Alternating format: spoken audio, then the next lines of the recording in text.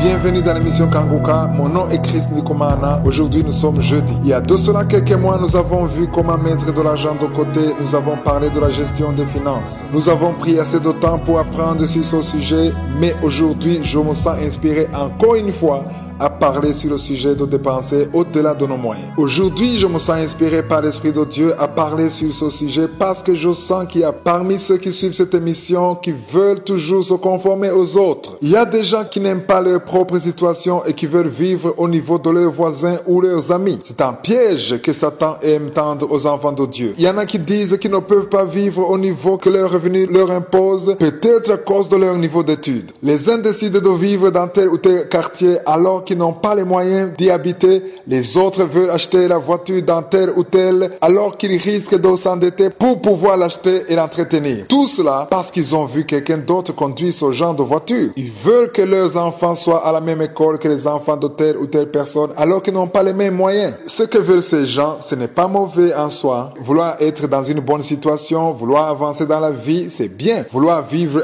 dans un beau quartier, vouloir que vos enfants aillent à la meilleure école, c'est bien. Il n'y a aucun mal à ça. Mais le problème, c'est de vouloir vivre au-delà de vos propres moyens, au-delà des moyens que je suis vous a donnés. J'aimerais vous dire que vous ne serez pas toujours dans la même situation qu'aujourd'hui. Moi-même, je ne suis pas dans la même situation qu'il y a 10 ans ou 15 ans. Il y a un niveau de vie que Dieu vous donne pour vous enseigner comment vivre dans cette situation. Si vous êtes fidèle à ce niveau-là, il vous élèvera. Si vous êtes fidèle au niveau A, il vous élèvera et vous mettra au niveau B. Si vous êtes fidèle au niveau B, il vous mettra au niveau C, etc. Cela demande juste que vous acceptiez de vous réjouir là où vous êtes. Cela demande que vous rendiez grâce là où vous êtes. Certains veulent juste sauter de A à F, puis à T. Peut-être que Dieu voit que vous devriez plutôt être au niveau B pour l'instant. Je vais vous dire que nous devons toujours être là où Dieu veut que nous soyons. Il veut nous voir rendre grâce pour le niveau qui est le nôtre en attendant que lui seul nous élève. L'Éternel est en train de nous dire que nous devons comprendre que c'est lui seul qui élève votre niveau de vie, votre façon de vivre. Il est le seul à pouvoir changer ça et il vous élèvera. Vous ne devez donc plus chercher à vivre au-delà de vos moyens. Vous vous demandez peut-être comment on vit au-delà de ses moyens. C'est simple. Beaucoup vivent dans des dettes immenses qu'ils ne peuvent même pas rembourser parce qu'ils veulent juste vivre au niveau des autres. J'aimerais qu'on lise dans 2 Corinthiens 8, verset 12. Il est écrit: la bonne volonté, quand elle existe, elle est agréable en raison de ce qu'elle peut avoir à sa disposition et non de ce qu'elle n'a pas. Si vous avez un travail, vous avez sans doute un salaire. Votre femme a peut-être un travail, ce qui veut dire qu'elle a aussi un salaire. Jusqu'à maintenant, je me sens inspiré à vous dire que vous devez plutôt vivre au niveau que Dieu vous a donné. Rendez grâce pour le niveau de vie qui est le vôtre. Lorsque Dieu verra votre cœur reconnaissant et votre fidélité dans ce que vous avez, lorsqu'il verra que dans ce que vous avez, vous pouvez faire quelque chose pour son royaume, il vous élèvera car toutes les promotions viennent de lui. Il y a des gens qui prennent des crédits qui sont conformes au salaire qu'ils reçoivent par mois. Cela n'affecte pas leur train de vie. Je ne suis pas en train de parler de ce genre de personnes. Je parle à ceux qui prennent des crédits qu'ils ne peuvent pas rembourser. Des dettes qui les plongent dans une vie terrible de misère et de souffrance. C'est à eux que je parle. Vous devez vivre au niveau qui est le vôtre. Le niveau que je suis vous a donné aujourd'hui. Soyez fidèles dans le peu que vous avez et lui, il vous élèvera et vous serez au niveau que lui seul aura décidé de vous donner. Ne cherchez pas à faire de bonnes œuvres alors que vous n'en avez pas les moyens. J'ai vu des gens qui prennent des crédits pour soutenir les églises afin que celles-ci puissent avoir de beaux bâtiments. Dieu n'a pas besoin que vous soyez dans des dettes insurmontables parce que vous voulez le soutenir. Dieu se suffit à lui-même. Dieu est capable de vous bénir et de vous permettre de donner pour son œuvre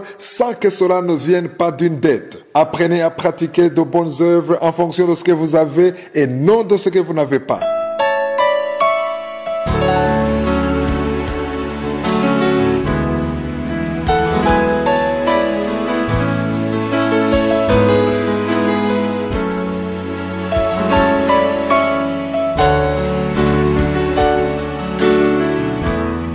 Nous sommes dans la deuxième partie. Nous continuons avec l'enseignement sur lequel nous venons de passer plusieurs jours, un enseignement biblique sur le livre de la Genèse. Nous allons étudier tout le livre de la Genèse. Cela prendra assez de temps mais je veux qu'on le lise tous. Une personne qui veut grandir spirituellement doit lire les chapitres que je vous demande de lire. Lisez les 3 premiers chapitres comme je vous l'ai déjà demandé, car c'est là où nous sommes pour l'instant. Si vous n'avez pas pu suivre les premières parties de cet enseignement, vous pouvez le suivre sur notre application de Kanguka et vous le trouverez dans les archives. Hier, je vous ai parlé des conséquences du péché. Avant de continuer, j'aimerais d'abord qu'on lise au verset 17 dans Genèse 3. C'est-à-dire Genèse 3, verset 17. J'aimerais vous montrer que Dieu a commencé à punir le serpent au verset 14, puis la femme et ensuite l'homme. Voici les paroles que Dieu a dites à l'homme. Il a dit: puisque tu as écouté la voix de ta femme et que tu as mangé de l'arbre au sujet duquel je t'avais donné cet ordre, tu ne mangeras point, le sol sera maudit à cause de toi. C'est à force de peine que tu en tireras ta nourriture tous les jours de ta vie. Si on lit attentivement,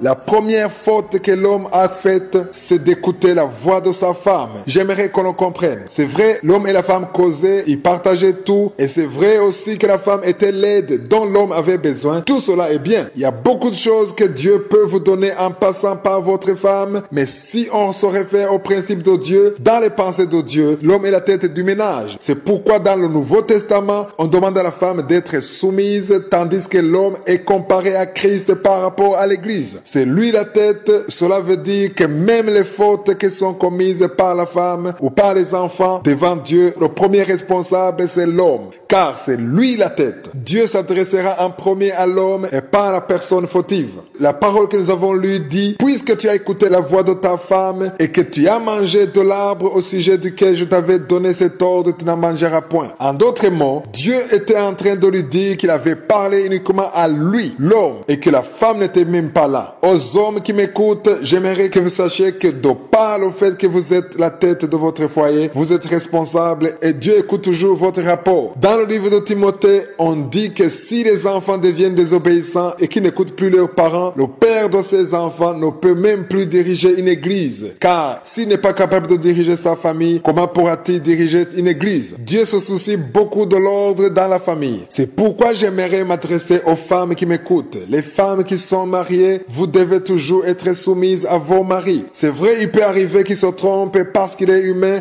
alors que vous êtes dans la vérité. Si vous êtes sa femme, je vous conseille de ne pas vouloir vous imposer parce que vous avez raison. Soumettez-vous, priez pour lui afin que Dieu lui permette de comprendre la vérité parce que Dieu se soucie beaucoup de l'ordre qu'il a lui-même établi. Un homme doit toujours être quelqu'un qui connaît la parole de Dieu. Aux hommes qui m'écoutent, apprenez à lire la parole de Dieu. Vous devez connaître sa parole, sa volonté, ce qu'il vous appelle à accomplir dans votre famille et vous devez être la tête de votre foyer car Dieu a demandé à Adam comment a-t-il écouté sa femme au lieu de l'écouter lui, l'Éternel. Quand Ève lui a demandé de manger le fruit de l'arbre, son mari pouvait refuser parce que Dieu lui avait interdit de le faire. Aux hommes qui m'écoutent, privilégiez toujours ce que Dieu dit. Vous devez avoir une certaine vision sur votre famille conformément à la volonté de Dieu. Après cela, il n'y a que la malédiction qui a suivi. Il y a beaucoup de choses qui ont suivi, notamment les mauvaises conséquences pour la femme. Tout ça, ce sont les conséquences du fait d'écouter une voix différente de celle de Dieu. Au verset 21, Dieu va couvrir leur nudité parce qu'ils étaient nus. Il les a revêtus de la paix d'un animal. Ils s'étaient revêtus de feuilles, mais Dieu les a revêtus de la peau d'un animal. C'est là où nous voyons la première mort depuis que Dieu a créé les hommes. C'est l'image de la délivrance par le sang de Jésus-Christ. Je continuerai à vous l'expliquer demain. Passez une bonne journée et que Jésus vous protège.